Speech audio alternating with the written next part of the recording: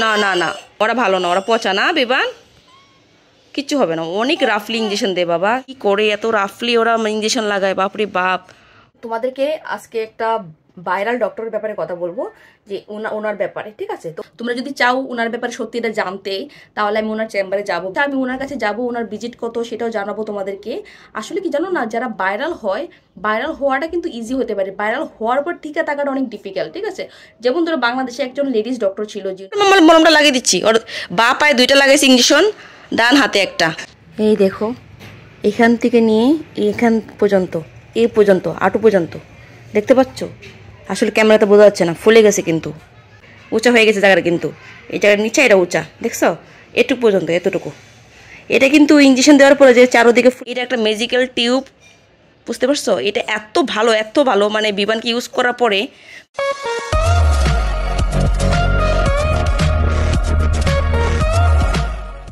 Hi friends, welcome আমার channel and নমস্কার, আসসালামু আলাইকুম। আমি হলো ইতি। তা অনেকে আমাকে বলেছিলে যে তুমি তো বাংলাদেশি মেয়ে, কেন তুমি হিন্দিতে ভিডিও বানাও? তা আমি থাকি ইন্ডিয়াতে, আমি ভাবলাম হিন্দিতে বানালে ভালো হবে। তো তোমরা যেহেতু বলছো এত করে, তা আমি সপ্তাহে 2টা ভিডিও হিন্দি, 2টা ভিডিও বাংলায় বানাবো, একই চ্যানেলে বানাবো। আশা করি তোমরা আমার ভিডিওটা দেখবে, সাপোর্ট করবে। আর আজ যাচ্ছি বিমানকে ভ্যাকসিন লাগানোর জন্য। বিমান তো খুব খুশি, আর বিমানের 1.5 বছর বয়স হয়ে গেছে অলরেডি। তো চলো যাই, আর তোমাদেরকে আজ এক ভাইরাল ডক্টরের ব্যাপারে জানাবো, চলো। এত অ্যাক্সিডেন্টে কোথায় যাচ্ছ? ঘুরতে? তুমি ঘুরতে যাচ্ছ? সুস্থ পড়ো নাই? ওই দেখো আগা হ্যাঁ নিচে, ঠিক আছে? আরাও আরাও। এ সকাল সকাল বিমানকে ভ্যাকসিন লাগাই নিয়ে আসলাম, এমন কান্না শুরু করছে, বাপরে! ভ্যাকসিন লাগানোর পরে বাবা নিচে বসে দাও, পুরা দুলনায় বসবা, দুলনায় বসবো। ঘুমাইসে পড়ছে মনে হয়, আমাকে দুলনা দিতেছে, দুলনায় বসবে। করে না বিমান, কান্না করে না। শুয়ে পড়ো, শুয়ে পড়ো, শুয়ে পড়ো বাবা, শুয়ে পড়ো। এই তো গুড বয়। কান্না করে না বিমান, কান্না করে না, কান্না করে না বিমান। হাসে। ওই বাবা, ওই বাবা। শুয়ে পড়ো, শুয়ে পড়ো, শুয়ে পড়ো, শুয়ে পড়ো। মলমটা লাগিয়ে দিচ্ছি, ওর বা পায়ে 2টা লাগাইছে ইঞ্জেকশন, ডান হাতে একটা। সরকারি মেডিকেলে একসাথে 2টা করে 3টা করে লাগায়, 4টা করে লাগাই দেয়, 3টা করে লাগায় ম্যাক্সিমাম টাইম।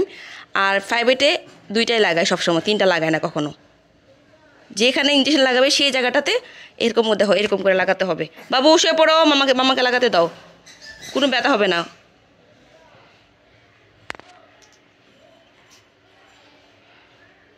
এই জায়গাটা ফুলবে না, লাল হবে না। এই জায়গাতে ইঞ্জেকশন লাগানোর পরে যে ব্যথাটা হয় বাচ্চাদের, জ্বরের থেকে কিন্তু ব্যথা বেশি হয়, এই ব্যথাটা আর হবে না। বাবা শুয়ে পড়ো, খালি উইটা পড়ে, খালি উইটা পড়ে হয়।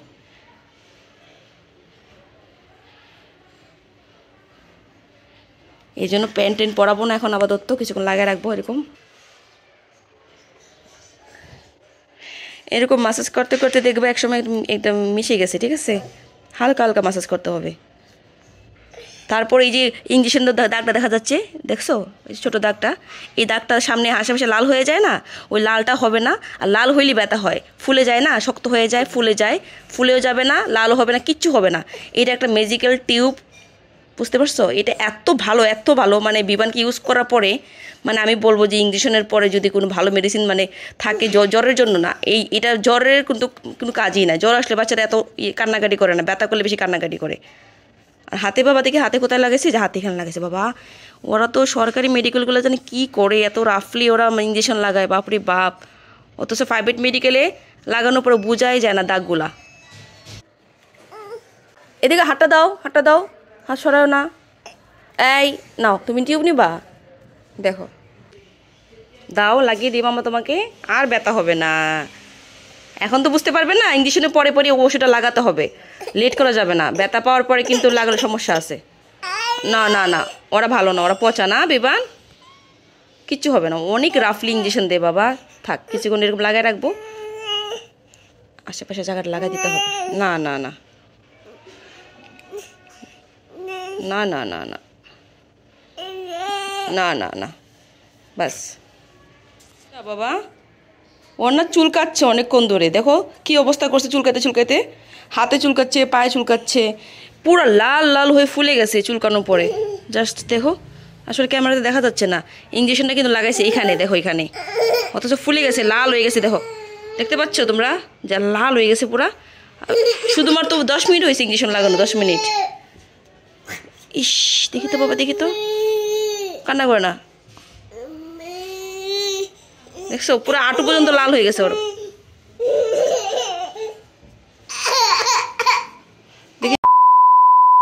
এই দেখো, এখান থেকে নিয়ে এখান পর্যন্ত, এই পর্যন্ত, আঁটু পর্যন্ত, দেখতে পাচ্ছ? আসলে ক্যামেরাতে বোঝা যাচ্ছে না, ফুলে গেছে কিন্তু। এই দেখো, ও কিন্তু খুবই মানে চুলকাচ্ছিল জায়গাগুলোতে, আর যেখানে যেখানে চুলকাচ্ছে সেই জায়গাগুলো ফুলে গেছে। দেখো এখানকার লাল, এইটা হলুদ, মানে এই জায়গা লাল হয়ে গেছে একদম। আসলে ক্যামেরাতে ভালো বোঝা যায় না, পুরো লাল লাল হয়ে ফুলে গেছে। দেখো, দেখছো, মানে এই জায়গাটা তো ফুলে গেছে বোঝা যাচ্ছে, কিন্তু উঁচা হয়ে গেছে জায়গাটা, কিন্তু এই জায়গার নিচে এটা উঁচা, দেখছো? এটুকু পর্যন্ত, এতটুকু। এটা কিন্তু ইঞ্জেকশন দেওয়ার পরে যে চারোদিকে ফুলে যায় ব্যথার জন্য, ওইটা কিন্তু না, এটা আলাদা, এটা অ্যালার্জির জন্য হয়েছে। এটা আমার ভালো করে জানা আছে, কারণ আমার একবার হয়েছিল বেবি হওয়ার সময় যে ইঞ্জেকশন দিয়েছিল না, এটা খুবই চুলকানি হয়। আর ওই চুলকানি টিউবটা আমার কাছে আছে, মলমটা বিমানকে লাগাই দিছি অলরেডি, ঠিক আছে? বিমান ঘুমায় পড়ছে, আর বিমানে পায়ে পুরা একদম লাল লাল হয়ে গেছে, ফুলে গেছে, তোমরা দেখলা। আসলে এটা কিন্তু ব্যথার জন্য হয় নাই, যেটা অ্যালার্জির জন্য হয়েছে। তোমাদেরকে বলবি টু, আসলে তোমরা অনেকে ভয় পেয়ে যেতে পারো এটা দেখা, আমিও ভয় পেতাম, কিন্তু ভয় না পাওয়ার কারণ আছে। এটা হলো কি আমাদের কার্ড, যেটা সরকার থেকে আমাদেরকে দেওয়া হয়েছিল। বিমানকে ইঞ্জেকশন দেওয়া হয়েছে জাস্ট 3টা, আর বাকি যত ইঞ্জেকশন ছিল সব আমরা দিছি প্রাইভেট মেডিকেলে। আসলে বিমানের যে ডক্টর, উনি যে ইঞ্জেকশনটা দিত বিমানকে, বিমান একটু একটু বুঝতে পারতো না, মানে এত ভালো করে দিত, মানে খেলতে খেলতে বাচ্চাকে না ইঞ্জেকশন দিয়ে দিত। তোমরা দেখো যে বাচ্চাকে তুমি খেলতে খেলতে যদি ব্যথা দাও না, বাচ্চারা ব্যথা পায়, কিন্তু বাচ্চারা বলে না কিছু, মানে ওরা ব্যথা পাইতেছে, কিন্তু এই খেলার ধান্দায় কিছু মানে মনে থাকে না ওদের। কিন্তু ইঞ্জেকশন যত ভালো করে দাও না কেন, যত ওদেরকে ভালো করে দাও না কেন, ব্যথা কিন্তু পরে পায়।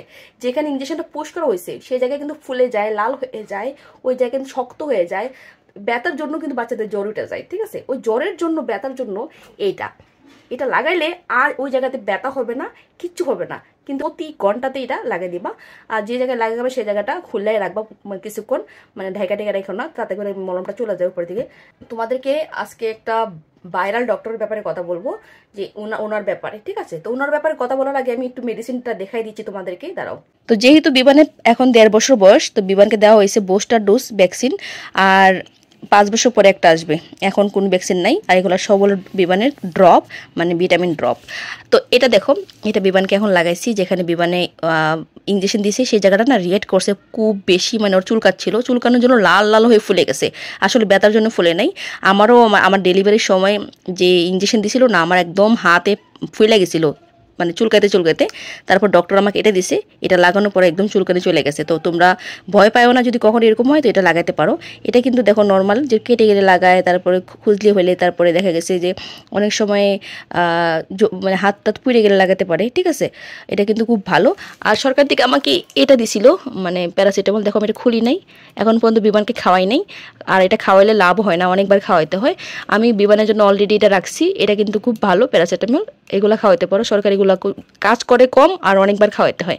আর এটা হলো বেশি ফিভার যদি চলে আসে, আসলে সরকারি ভ্যাকসিনগুলো দেওয়ার পরে না অনেক বেশি ফিভার আসে, একটা মাত্র কারণ ওরা অনেক রাফলি দিয়ে দেয়, আর একসাথে 3টা করে দেয়, এই জন্য। তোমরা কিন্তু এই টিউবটা নিয়ে নিও বাচ্চার জন্য। বাচ্চারে তুমি যত ভালো ডক্টরের কাছ থেকে ভ্যাকসিন দাও না কেন, বাচ্চার কিন্তু ব্যথা করবেই পরে। প্রথম বাচ্চারা তো বুঝে না, মানে খেলতে খেলতে নিয়ে নেয়। যাই হোক, তোমাদের নামটা আমি অ্যাড করে দিব এটার, ঠিক আছে? আর ওনার ব্যাপারে কথা বলতে চাচ্ছিলাম, উনি হলো ভাইরাল ডক্টর। আমি যেখানে থাকি ওনার চেম্বার এখানে, মানে আহমেদাবাদেই। তো আসলে ওনাকে নিয়ে না বাংলাদেশে একটা নিউজ করা হয়েছিল। আমি ওনাকে অনেকবার দেখছি ফেসবুকে, বাট আমার ওনাকে নিয়ে কোনো কথা বলার দরকার ছিল না। আমার কাছে মনে হলো যে নিউজটা দেখার পরে যে একটু বলি কিছু। আর তোমরা যদি চাও ওনার ব্যাপারে সত্যি এটা জানতে, তাহলে আমি ওনার চেম্বারে যাবো বিমানকে দেখাতে। সত্যি বলতে কি জানো তো, বিমানের যে ডক্টর উনি কিন্তু খুব ভালো, মানে এখন যাকে দেখাচ্ছি উনি অনেক ভালো। ভিজিট 300 টাকা, ঠিক আছে? আর তোমরা যদি চাও আমি ওনার কাছে যাবো, ওনার ভিজিট কত সেটাও জানাবো তোমাদেরকে। আসলে কি জানো না, যারা ভাইরাল হয়, ভাইরাল হওয়াটা কিন্তু ইজি হতে পারে, ভাইরাল হওয়ার পর টিকে থাকাটা অনেক ডিফিকাল্ট, ঠিক আছে? যেমন ধরো বাংলাদেশে একজন লেডিস ডক্টর ছিল, যিনি মানে নর্মাল ডেলিভারি করাতো, ওনাকে দেখে অনেক ইন্সপায়ার হয়ে অনেক পেশেন্ট গেছে ওনার কাছে ডেলিভারি করাইতে। তারপরে বাচ্চাও মারা গেছে, পেশেন্টও মারা গেছে। পরে জানা গেল যে উনি নাকি দেশি ছিল না, ওনার নামে পেশেন্ট ভর্তি হয়, কিন্তু উনি পেশেন্টকে দেখে না। ওনার নাম কি গুপ্তা জানি ছিল, হ্যাঁ? তো উনি একজন ডক্টর, উনি একজন ভাইরাল ডক্টর ছিল বাংলাদেশের। এই জন্য ভাইরাল জিনিসটা না আমার কাছে মানে ভালোর থেকে খারাপও বেশি মনে হয়। যে হতে পারে যে সে পেশেন্টের সাথে ভালো ব্যবহার তখন করে যখন সে ভিডিওর সামনে থাকে, আর যখন সে ভিডিও বন্ধ করে তখন ওর সাথে ভালো ব্যবহার নাও করতে পারে। যেমন ধর আমি গেলাম ওনার কাছে, উনি যদি সত্যিকার অর্থে অনেক ভালো ডক্টর হয় তাহলে সবার সাথে একই রকম ব্যবহার করবে। আর যদি শুধু ভিডিওতে ভালো ব্যবহার করে তাহলে সবার সাথে একরকম ব্যবহার করবে না। বাংলাদেশের মানুষ অনেক বেশি না ইমোশনাল, অনেক বেশি ওদের মানে ভালোবাসাটার পূজারি বলতে পারে বাংলাদেশের মানুষ। তো বাংলাদেশের মানুষ যখন এই জিনিসটা নিয়ে ভিডিও বানায় আর বাংলাদেশের নামে বদনাম করে তখন আমার কাছে খুব খারাপ লাগে। দেখো একজনকে দেখা সবাইকে ইমাজিন করা যায় না, সবাইকে মাপা যায় না। আমি যাব ওনার চেম্বারে, ওনার ভিজিট কত, তারপরে ওনার মেডিকেলটা কত বড়, অ্যাকচুয়ালি সবার সাথে ভালো ব্যবহার করে কি না, নাকি শুধু ভিডিওতে করে, আমি তোমাদেরকে সব বিষয় জানাবো। তোমরা যদি জানতে চাও আমাকে কমেন্ট করো, আমি নেক্সট ভিডিওতে তোমাদেরকে দেখাবো। যদি কমেন্ট আসে বেশি বেশি, যদি দেখি না কোনো রকম রেসপন্স নাই তাহলে আমি যাব না। আর যদি যাই তাহলে এখন না, কিছুদিন পরে, কারণ বিমানের এখন কোনো প্রয়োজন নাই, সর্দি ঠান্ডা কাশি জ্বর কিছুই নাই, তাহলে আমি কী নিয়ে যাবো ওনার কাছে? ঠিক আছে, কিছু একটা সিমটম তো লাগবে নাকি? তো যদি এরকম কিছু হয় তাহলে যাবো, তোমাদেরকে দেখাবো, শেয়ার করব। আর ওনার চেম্বারটা কেমন আমার দেখার ইচ্ছে, যেহেতু উনি ভিডিও টিডিও শ্যুট করে। অনেক ম্যাক্সিমাম ডক্টর আছে ভিডিও শ্যুট করা অ্যালাউ করে না, ঠিক আছে। আর আমার ডক্টর তো মানে বিমানের যে ডক্টর উনি তো 300 টাকা ভিজিট নেয়, কিন্তু ওনার চেম্বারটা ভালো বড়, অনেক সুন্দর, অনেক ভালো, ঠিক আছে।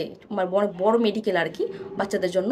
আর আসলে চিলড্রেন যে ডক্টর না, ওদের ব্যবহারটা ফ্রেন্ডলি হওয়া উচিত। কারণ কি, বাচ্চারা তাদের কাছে যাবে যারা বাচ্চাদের মতো ব্যবহার করে, ঠিক আছে। আর মা বাপ তখনই খুশি হয় যখন বাচ্চারা খুশি হয়ে যায়। তো এমন ডক্টর সবাই চায়। তো চলো তাহলে, অনেক কাজ আছে, সকাল সকাল কাজগুলো করে নিই। আর তোমরা যদি ভাইরাল ডক্টর চেম্বার দেখতে চাও, ওনার ভিজিট সম্বন্ধে জানতে চাও যে ওনার ভিজিট কত, ওনার মেডিকেলটা অ্যাকচুয়ালি কয়তলা, কোথায় অ্যাকচুয়ালি ওনার চেম্বার, অ্যাকচুয়ালি সত্যি কি ওনার ব্যবহার ভালো কিনা, সব কিছু যদি জানতে চাও আমাকে কমেন্ট করো, তাহলে আমি নেক্সট উইকে যাবো ওনার চেম্বারে বিমানকে নিয়ে। আর তোমাদেরকে জানাবো সত্যি কি উনি এমন নাকি মানে শুধু ভিডিওতে এরকম। যাই হোক, তো আজকের মতো ভিডিওটা শেষ করতেছি। আমি আসলে হিন্দিতে ভিডিও মানে বাংলা বলতে গেলে এমন প্যাস লাগে, মানে প্যাসের ছুটে আমি বাংলায় বলতে পারতেছি না, মানে মেজাজ গরম হয়ে যায়। যাই হোক, ভালো থেকো, আজকের মতো টাটা।